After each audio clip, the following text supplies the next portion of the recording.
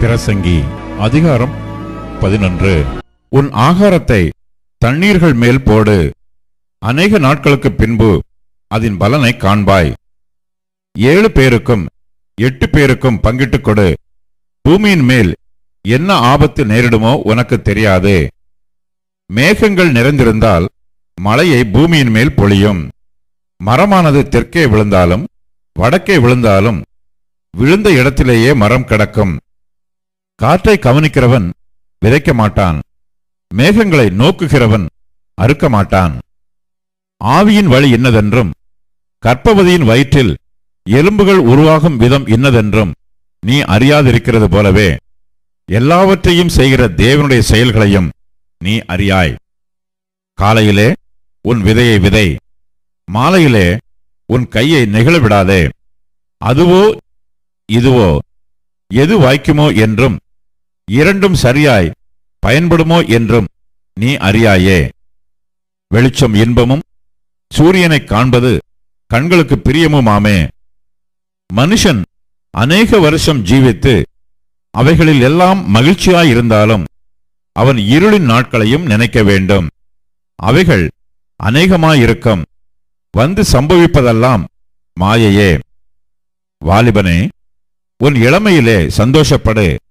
உன் வாலிப நாட்களிலே உன் இருதயம் உன்னை பூரிப்பாக்கட்டும். உன் நெஞ்சின் வழிகளிலும் உன் கண்ணின் காட்சிகளிலும் நட.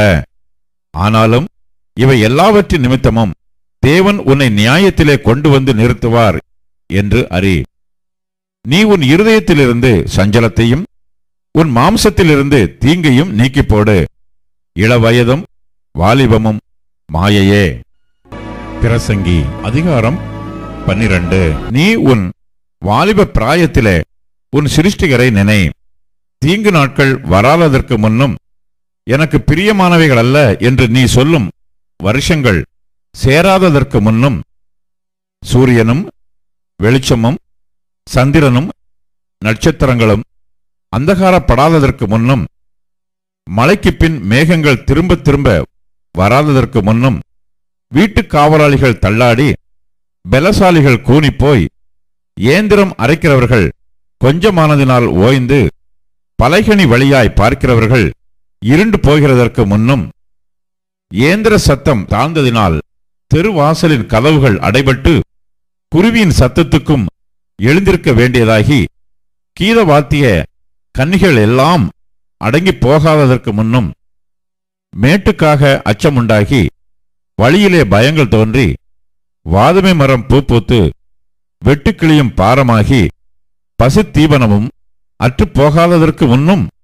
மனுஷன் தன் நித்திய வீட்டுக்கு போகிறதினாலே துக்கம் கொண்டாடுகிறவர்கள் வீதியிலே திரியாததற்கு முன்னும் வெள்ளிக்கயிறு கட்டிவிட்டு பொற்கிண்ணி நசுங்கி ஊற்றின் அருகே சால் உடைந்து துறவண்டையில் உருளை நொறுங்கி இவ்விதமாய் மண்ணானது தான் முன்னிருந்த பூமிக்கு திரும்பி ஆவி தன்னை தந்த தேவனிடத்திற்கு மறுபடியும் போகாததற்கு முன்னும் அவரை உன் வாலிப பிராயத்திலே நினை. மாயை மாயை எல்லாம் மாயை என்று பிரசங்கி சொல்லுகிறான். மேலும் பிரசங்கி ஞானவானாய் இருந்தபடியால் அவன் ஜனத்துக்கு அறிவை போதித்து கவனமாய் கேட்டாராய்ந்து அநேகம் நீதிமொழிகளைச் சேர்த்து எழுதினான். இதமான வார்த்தைகளை கண்டுபிடிக்க பிரசங்கி வகை தேடினான். எழுதின வாக்கியங்கள் செவ்வையும் சத்தியமுமானவைகள். ஞானிகளின் வாக்கியங்கள் தாற்றுக்கோள்கள் போலவும் சங்கத் தலைவர்களால் அறையப்பட்ட ஆணிகள் போலவும் இருக்கிறது. அவைகள் ஒரே மேய்ப்பனால் அளிக்கப்பட்டது. என் மகனே, இவைகளினாலே புத்தி அடைவாயாக. அநேகம் புஸ்தகங்களை உண்டு பண்ணுகிறதற்கு முடிவில்லை.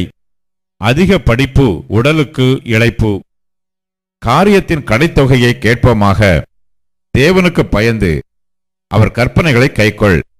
எல்லா மனுஷர் மேலும் விழுந்த கடமை இதுவே. ஒவ்வொரு கிரியையையும் அந்தரங்கமான ஒவ்வொரு காரியத்தையும் நன்மையானாலும் தீமையானாலும் தேவன் நியாயத்திலே கொண்டு வருவார்.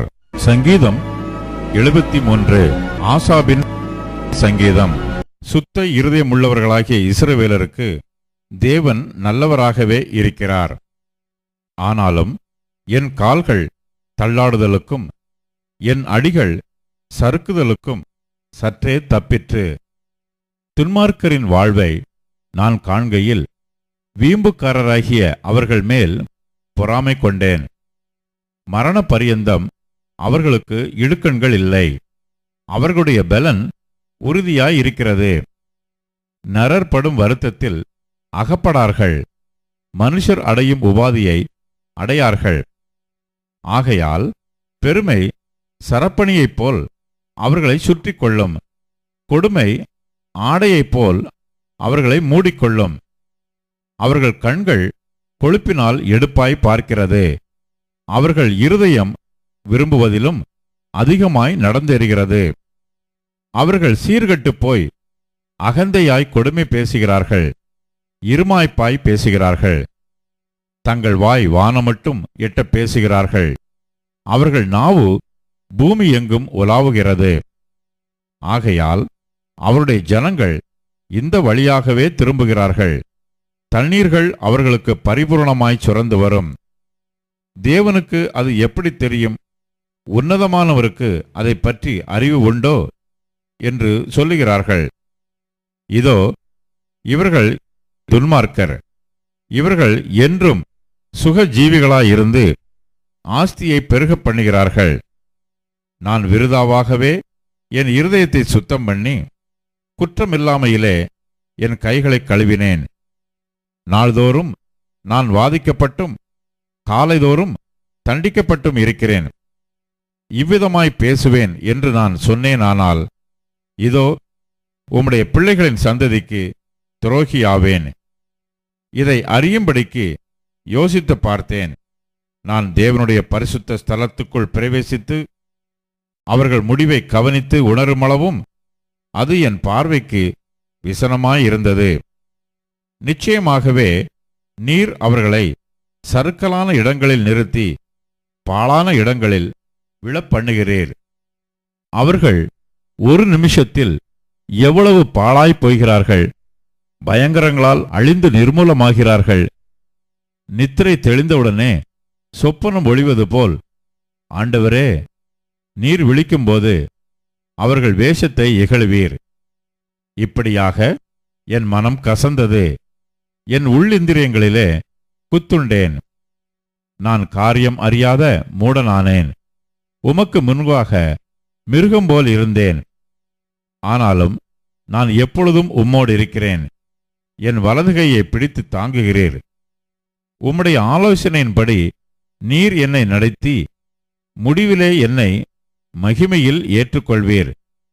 பரலோகத்தில் உம்மையல்லாமல் எனக்கு யார் உண்டு? பூலோகத்தில் உம்மை தவிர எனக்கு வேறே விருப்பமில்லை. என் மாம்சமும் என் இருதயமும் மாண்டு போகிறது.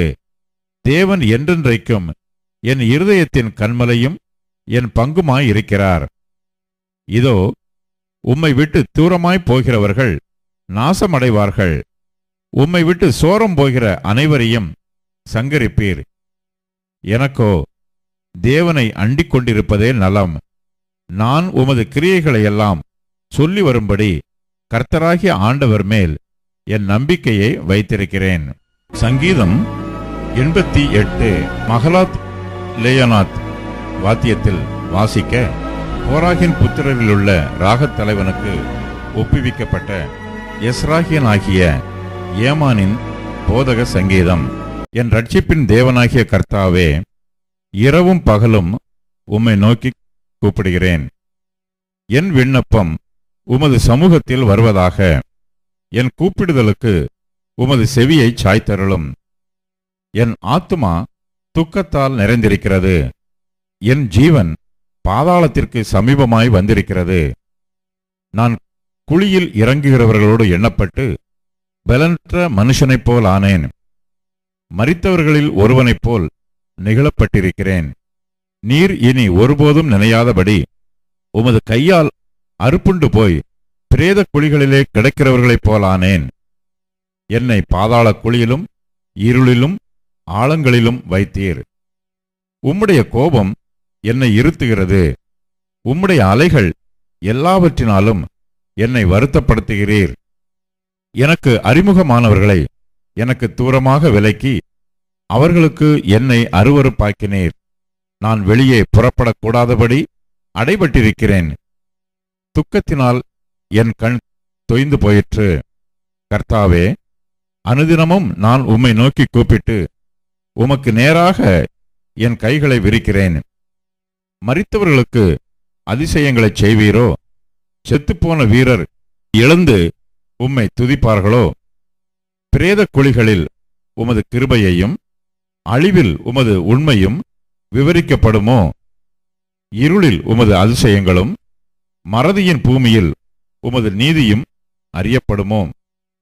நானோ கர்த்தாவே, உம்மை நோக்கி கூப்பிடுகிறேன். காலையிலே என் விண்ணப்பம் உமக்கு முன்பாக வரும். கர்த்தாவே, ஏன் என் ஆத்துமாவை தள்ளிவிடுகிறீர்? ஏன் உமது முகத்தை எனக்கு மறைக்கிறீர்? சிறு வயது முதல் நான் சிறுமைப்பட்டவனும் மாண்டு போகிறவனுமாயிருக்கிறேன். உம்மால் வரும் திகில்கள் என்மேல் சுமந்திருக்கிறது. நான் மனங்கலங்குகிறேன். உம்முடைய எரிச்சல்கள் என்மேல் புரண்டு போகிறது. உம்முடைய பயங்கரங்கள் என்னை அதம் பண்ணுகிறது. அவைகள் நாடோறும் தண்ணீரைப் போல் என்னைச் சூழ்ந்து ஏகமாய் என்னை வளைந்து கொள்ளுகிறது. சிநேகிதனையும் தோழனையும் எனக்கு தூரமாக விலக்கினீர். எனக்கு அறிமுகமானவர்கள் மறைந்து போனார்கள். ராஜாக்களின் முதலாம் புஸ்தகம் அதிகாரம் 11 வசனங்கள் 41 முதல் 43 வரை. சாலமோனின் மற்ற நடபடிகளும் அவன் செய்தவை அனைத்தும் அவனுடைய ஞானமும் சாலமோனுடைய நடபடி புஸ்தகத்தில் அல்லவோ எழுதியிருக்கிறது. சாலமோன் எருசலேமிலே இஸ்ரவேலையெல்லாம் அரசாண்ட நாட்கள் 40 வருஷம். சாலமோன் தன் பிதாக்களோட நித்திரையடைந்து தன் தகப்பனாகிய தாவீதின் நகரத்தில் அடக்கம் பண்ணப்பட்டான். அவன் குமாரனாகிய ரெகொபெயாம் அவன் ஸ்தானத்தில் ராஜாவானான். நாளாகமத்தின் 2ஆம் புஸ்தகம் அதிகாரம் 9 வசனங்கள் 29 முதல் 31 வரை. சாலமோனுடைய ஆதி எந்தமான மற்ற நடபடிகள் தீர்க்கதரிசியாகிய நாத்தானின் புஸ்தகத்திலும் சீலோனியனாகிய அகியா எழுதின தீர்க்க தரிசனத்திலும் நேபாத்தின் குமாரனாகிய யெரொபெயாமை குறித்து ஞானதிருஷ்டிக்காரனாகிய இத்தோ எழுதின தரிசனங்களிலும் அல்லவோ எழுதியிருக்கிறது. சாலமோன் எருசலேமிலே இஸ்ரவேலையெல்லாம் 40 வருஷம் அரசாண்டான். பின்பு சாலமோன் தன் பிதாக்களோட நித்திரையடைந்தான். அவனை அவன் தகப்பனாகிய தாவீதின் நகரத்தில் அடக்கம் பண்ணினார்கள். அவன் ஸ்தானத்திலே அவன் குமாரனாகிய ரெகொபெயாம் ராஜாவானான். ராஜாக்களின் முதலாம் புஸ்தகம் அதிகாரம் 14 வசனம் 21. சாலமோனின் குமாரனாகிய ரெகொபெயாம் யூதாவிலே ராஜ்யபாரம் பண்ணினான்.